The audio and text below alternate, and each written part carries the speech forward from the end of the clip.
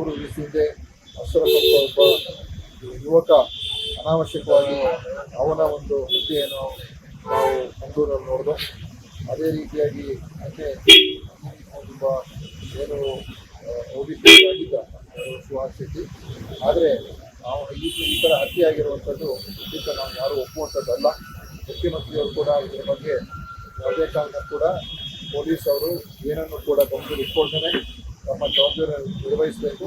ಯಾರು ತಪ್ಪು ಮಾಡಿದ್ದಾರೆ ಅವ್ರ ಮೇಲೆ ಕ್ರಮ ಆಗ್ತಕ್ಕಂಥದ್ದನ್ನು ಪೊಲೀಸ್ ಇಲಾಖೆ ಮಾಡಬೇಕು ಅಂತ CM ಅವರು ಸ್ಪಷ್ಟವಾಗಿ ಹೇಳಿದ್ದಾರೆ. ಇದರಲ್ಲಿ ಯಾವುದೇ ಹಸ್ತಕ್ಷೇಪ ಅಥವಾ ಪಕ್ಷಪಾತ ಅಥವಾ ಯಾರನ್ನು ಕೂಡ ರಕ್ಷಿಸುವಂಥ ಪ್ರಶ್ನೆಯೇ ಉದ್ಭವ ಆಗೋದಿಲ್ಲ. ನಮಗೆ ಎಲ್ಲರೂ ಕೂಡ ಒಂದೇ, ಅಶ್ರಫು ಒಂದೇ, ಸುಹಾಸ್ ಶೆಟ್ಟಿನೂ ಒಂದೇ, ಎಲ್ಲ ಜಾತಿ ಜನಾಂಗ ಧರ್ಮ ಎಲ್ಲ ಒಂದೇ.